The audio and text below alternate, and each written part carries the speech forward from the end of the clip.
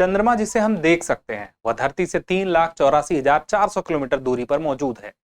वहां के लिए हमारा चंद्रयान-3 मिशन अब निकल चुका है और इस चंद्रयान-3 मिशन को धरती से अंतरिक्ष में पहुंचाने की जिम्मेदारी जिस रॉकेट ने ली है, जिसे हम कहते हैं बाहुबली रॉकेट, यानी कि LVM-3।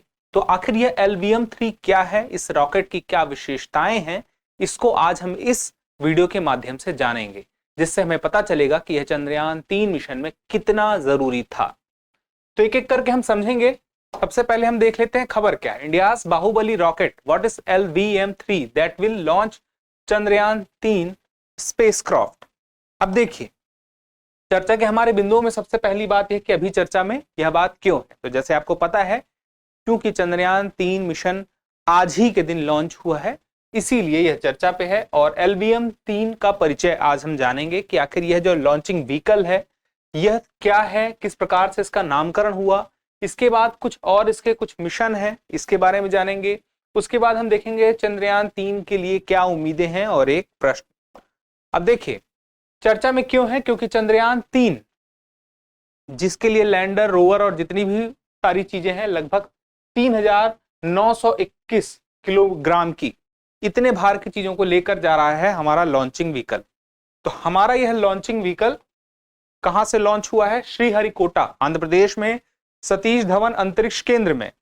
और अगर हमारा चंद्रयान-3 सॉफ्ट लैंडिंग कर लेता है चंद्रमा पर, तो चौथा देश बन जाएगा रूस, अमेरिका और चीन के बाद सॉफ्ट लैंडिंग करने वाला चंद्रमा में भारत। तो बात आती है LVM-3 यानी कि लॉन्चिंग व्हीकल, यह जो है यह रॉकेट, यह किस तरह से महत्वपूर्ण है और किस तरह से बहुत ही खास था इस मिशन को यहां तक लेके आने में और आगे लेके जाने में। देखिए, जो LVM-3 यानी कि लॉन्चिंग व्हीकल है, इसका विकास इसरो में डायरेक्ट यहां तक हम नहीं आए, हम शुरू से जाते हैं। तो सबसे पहले जो था सैटेलाइट लॉन्चिंग व्हीकल था, SLV था। उसके बाद PSLV आया। PSLV में पोलर सैटेलाइट लॉन्चिंग व्हीकल यानी कि ध्रुवीय उपग्रह प्रक्षेपण यान। और उसके बाद SSLV भी एक दिखाई देता है, जो कि लघु उपग्रह प्रक्षेपण यान है। और जिसकी अभी हम बात करने वाले हैं उसका नाम पहले कुछ और था, वो था geosynchronous satellite launch vehicle, GSLV Mark 3। आखिर ये क्या है? देखिए, पहले शुरुआत में हम उपग्रह लेकर जा रहे थे अंतरिक्ष में, उसके बाद अब हम मिशन लेके जा रहे हैं। मिशन मंगल हो गया, मिशन चंद्रयान हो गया, अभी उसके बाद आगे अभी और चीजें हैं, इंसानों को भी लेके जाना है। तो इसी क्रम में यह भी विकास होता रहा, एक तरफ से हमारे लॉन्चिंग व्हीकल भी और बेहतर होते रहे। तो अभी जो लॉन्चिंग व्हीकल सबसे बेहतर माना जाता है भारत का, वह यही है, geosynchronous satellite launch vehicle GSLV Mark 3। अब ये geosynchronous satellite launch vehicle नाम क्यों पड़ा? क्योंकि शुरू में जो उपग्रह लेके जाने के लिए यह बनाया गया था GSLV लॉन्च व्हीकल, वे कौन सी कक्षा में जाते थे? वो इसी कक्षा में जाते थे, भूस्थैतिक कक्षा, यानी कि जियो सिंक्रोनस, जो हमारा जो जगह था जिसको हम बोलते हैं जियो सिंक्रोनस ऑर्बिट, अब जियो स्टेशनरी ऑर्बिट भी बोलते हैं, इस जगह पर सैटेलाइट को ले जाया जाता था। क्यों? क्योंकि यहां पर ऐसे सैटेलाइट जाते थे जो कि कम्युनिकेशन सैटेलाइट होते थे। अब कम्युनिकेशन सैटेलाइट को इतनी ऊंचाई पर लेके जाया जाता था जो कि लगभग समुद्र तल से 35,786 के आसपास किलोमीटर की दूरी पर मौजूद है, या इससे थोड़ी ज्यादा भी हम लेके जा सकते हैं, लेकिन इतना तो लेके जाना है। दरअसल जो पहले के हमारे PSLV थे, PSLV तीसरी पीढ़ी का था और यह GSLV चौथी पीढ़ी का था। तो PSLV भी यहां तक लेके जा सकता था, लेकिन वह उसकी क्षमता उतनी नहीं थी उस वजन को उठाने की। सैटेलाइट, चूंकि यहां पर जो सैटेलाइट आते हैं कम्युनिकेशन सैटेलाइट्स, वो काफी वजनी होते हैं, तो उतने वजन के सैटेलाइट के लिए PSLV से बेहतर क्या हुआ, GSLV लगा। तो इसी वजह से इसका नाम भी ही पड़ा, जियो सिंक्रोनस नाम भी इसी वजह से पड़ा, क्योंकि हमें इसी कक्षा पे लेके आना था, इसी ऑर्बिट पे लेके आना था, जियो स्टेशनरी ऑर्बिट पे। दोनों नाम एक ही है, geosynchronous orbit, geostationary orbit, ठीक है। तो GEO। और जो PSLV है वो मुख्य रूप से किस उपग्रह के लिए, सैटेलाइट के लिए था? PSLV हमारा यहाँ पे 1000 से कम किलोमीटर की कक्षा के लिए था, जिसको हम LEO बोलते हैं, लो अर्थ ऑर्बिट। लेकिन यहाँ पे जियो सिंक्रोनस ऑर्बिट में क्या होता है, जो मैंने आपसे बताया 35,786 किलोमीटर की दूरी समुद्र तल से होती है, और यह जो यहाँ पे जो सैटेलाइट होता है आप देखेंगे तो वह ये जो विषुवत रेखा है उसी के समांतर होता है। और भूस्थैतिक का मतलब क्या हुआ कि यहां पर कोई जगह है और यहां पर अगर सैटेलाइट है, अब ये जगह धरती घूमेगी यहां पर पहुंचेगी तो सैटेलाइट भी यहां पर पहुंचेगी। 24 घंटे पृथ्वी के परिक्रमण में लगते हैं तो इसको भी 24 घंटे ही लगेंगे, मतलब पृथ्वी को घूमने में 24 घंटे लग रहे हैं, इसको भी 24 घंटे लग रहे हैं। इस वजह से यह जो समय है बराबर लगता है, इस वजह से यहां पर कम्युनिकेशन सैटेलाइट सबसे ज्यादा उपयोगी हो जाता है।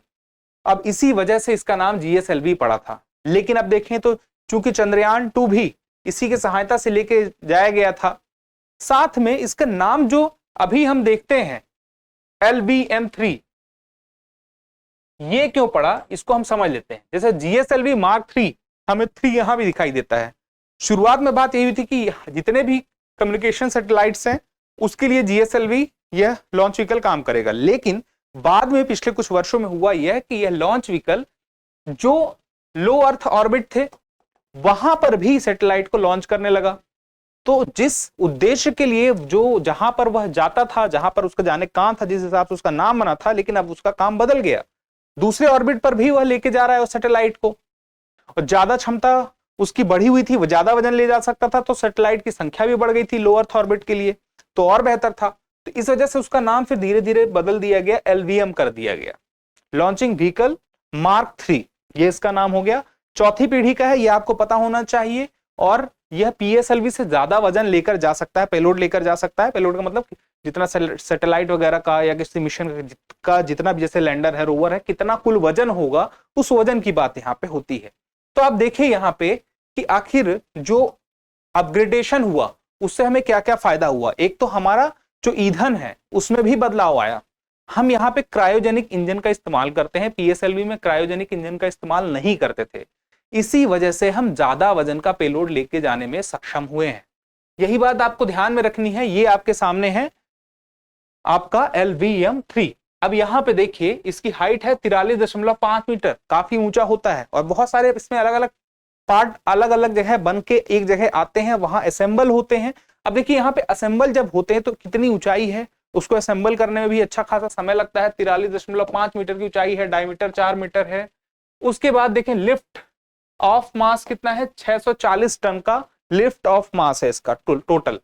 अब पेलोड की बात करें तो हम जियो स्टेशनरी की बात करें, जब हम जियोसिंक्रोनस ऑर्बिट पे आए तो वहां पे हम कितने 4000 किलोग्राम तक का हम लेके जा सकते हैं वजन पेलोड। लेकिन जब हम बात करें लो अर्थ ऑर्बिट की, हमने कहा कि पहले तो GSLV का काम यही शुरू हुआ था जियोसिंक्रोनस ऑर्बिट के लिए, लेकिन बाद में क्या हुआ कि लो अर्थ ऑर्बिट के लिए भी हम इसका इस्तेमाल करने लगे। तो लो अर्थ ऑर्बिट में यह ज्यादा पेलोड ले जा सकता है, जिसकी क्षमता कितनी है 8000 किलोग्राम। तो अब यहाँ पे ये जानना भी जरूरी है कि यहाँ पर कितने सेक्शन इसमें है, प्रमुख उसको हम समझ लेते हैं। देखिए अभी सबसे पहले तो वजन का देखिए, 8000 किलोग्राम पेलोड की मैंने बात की थी, लेकिन इससे ज्यादा वजन वाले पेलोड के लॉन्चिंग व्हीकल दुनिया में मौजूद है। SpaceX की बात करें तो SpaceX का यह लॉन्चिंग व्हीकल आप खुद देखिए, Falcon 9 FT, यह 22,800 किलोग्राम क्षमता का पेलोड ले जा सकता है, कई गुना ज्यादा आप देख सकते हैं। तो अभी भारत के पास क्रायोजेनिक इंजन वाला आ चुका है हमारे पास लॉन्चिंग व्हीकल, लेकिन फिर भी हमें अपनी क्षमता को और बढ़ाना होगा। हालांकि इसे भी अपने आप में बाहुबली रॉकेट कहा जाता है, क्योंकि इसकी क्षमता अभी तक की हमारी सर्वाधिक क्षमता है। अब बात आती है इसके कुछ और प्रमुख बातों की परिचय की, जैसे कि कितने सेक्शन है। मुख्य रूप से देखिए 3 चरण वाला यह होता है। PSLV 4 चरण वाला रॉकेट था, ये 3 चरण वाला लॉन्चिंग व्हीकल है, जिसमें कि सबसे पहले एक होता है सॉलिड स्टेज, फिर उसके बाद हम देखेंगे लिक्विड स्टेज, फिर उसके बाद क्रायोजेनिक स्टेज। हम इन तीनों को हम एक एक करके समझने का प्रयास करते हैं। उसके बाद एक चौथा होता है इनकैप्सुलेटेड असेंबली, यहीं पर हमारा चंद्रयान 3 से जुड़ा हुआ लैंडर और रोवर मौजूद है। यहीं पर लैंडर हमारा विक्रम है, यहीं पर हमारा रोवर है प्रज्ञान। अब देखिए पहले चरण के हम बारे में समझ लेते हैं। पहला कौन सा है, रॉकेट बॉडी के किनारे पर 2 S200 बूस्टर लगे होंगे, एक ये आपका, एक ये आपका S200 बूस्टर है। यहां पे सॉलिड ईंधन होता है, कौन कौन सा होता है, हाइड्रोक्सिल टर्मिनेटेड पॉलीब्यूटाडाइन, ठीक है, तो यह कितना है, अभी हमारे इस चंद्रयान 3 के लिए हमने कितना इस्तेमाल किया है, 205 टन। सबसे पहले यही जलता है। जब हमें पृथ्वी से अंतरिक्ष की तरफ इसे भेजना होता है तो सबसे ज्यादा जो जी है, गुरुत्वाकर्षण की शक्ति सबसे ज्यादा यहीं पर काम करती है, इसलिए हमें यहां पर ज्यादा फोर्स की जरूरत होती है, ज्यादा थर्स्ट की जरूरत होती है। उसके लिए सबसे बेहतर जरूरत के लिए हिसाब से रहता है यह S200 ठोस ईंधन होता है। तो उसके बाद फिर आगे चल के जिसकी जरूरत पड़ती है वो तरल ईंधन होता है। इसमें नाइट्रोजन टेट्रो ऑक्साइड होता है, या तो हम अनसिमेट्रिकल डाइमिथाइल हाइड्रोजन का इस्तेमाल कर सकते हैं। अब यहां पे इसी का इस्तेमाल किया गया, अनसिमेट्रिकल डाइमिथाइल हाइड्रोजन का। इसका इस्तेमाल हमारे चंद्रयान 3 में किया गया है और इसकी L110 चरण इसको हम कहते हैं। इसमें 115 टन ईंधन है, लिक्विड फॉर्म में है। उसके बाद देखिए सबसे ऊपरी यहां पे C25 स्टेज जो होता है, ये सेक्शन जो हमारा है ये लिक्विड वाला है, ये दोनों साइड में जो है ये सॉलिड वाले हैं, और यहां पे ये C25 क्रायोजेनिक इंजन CE20 है, और ये जो है आपका 28 टन है, और ये बहुत ही कम तापमान में रहता है। अपने आप में देखा जाए तो यह लगभग -183 डिग्री सेल्सियस में इसका हाइड्रोजन यहाँ पे मौजूद रहता है, द्रवीकृत फॉर्म में रहेगा। जो ऑक्सीजन है वह भी द्रवीकृत रहेगा और जो हाइड्रोजन है वह भी द्रवीकृत रहेगा, और बहुत ही ठंडे तापमान में इसे कम तापमान में रखा जाता है। -183 पे तो इसको हाइड्रोजन को ही रखा जाता है। अब बात की जाए क्रायोजेनिक इंजन वाले ऐसे लॉन्चिंग व्हीकल कितने देशों के पास है, ये भी हमें पता होना चाहिए, क्योंकि भारत के को इसको निर्माण करने में बहुत मेहनत लगी है और यह उपलब्धि बड़ी मुश्किल से हासिल हुई है। अमेरिका, चीन, रूस, फ्रांस, जापान, उसके बाद भारत इसको पाने वाला देश है, इसको बनाने वाला देश है। अब इसके कुछ मिशन, जैसे सबसे पहले इसकी शुरुआत हुई थी प्रायोगिक तौर पर 2014 में, फिर 2017 में सैटेलाइट लेके गया, यह अपने ही जिस नाम पे वह बना था उसी कक्षा में लेकर गया। उसके बाद चंद्रयान 2 को भी यह 2019 में लेके गया था। उसके बाद पिछले साल यह लेके गया 36 ब्रॉडबैंड उपग्रह को, यूके के OneWeb कंपनी है उसको लेके गया था। भारत का भी इसमें एक बड़ी कंपनी है, उससे जुड़ी हुई है, पार्टनर है। तो अब उसके बाद अब जो है चंद्रयान 3 जो हमारा अभी जो मिशन है, उम्मीद है कि 23-24 अगस्त तक यह चंद्रमा पर पहुंच जाएगा। उसके बाद इस GSLV यानी कि इस हमारे मार्क 3 से यह उम्मीद लगाई जा रही है कि यह मानव को भी लेकर जाएगा। तो मानव को आगे किस मिशन के तहत, गगनयान के तहत लेकर जा सकता है, और आगे आने वाले अन्य मिशन में यह काम आ सकता है। तो LVM से चंद्रयान की उम्मीदें क्या क्या हैं, अभी वर्तमान के लिए हम समझ लेते हैं। तो जो 23-24 अगस्त को चंद्रमा के साउथ पोल में हम जाना चाहते हैं, हम पहुंच सकें, उसके लिए यह जिस कार्य के लिए बना है वह कार्य अपना सही तरीके से अंजाम दे दे। साथ में हमें पता चल सके कि आखिर साउथ पोल में क्या स्थिति है, वहां पर किस प्रकार के खनिज हैं, वहां पर पानी की क्या स्थिति है, हम जो जानकारी प्राप्त करना चाहते हैं वह पा सकें। और मुख्य रूप से सबसे बड़ी बात, हमारी सॉफ्ट लैंडिंग हो सके।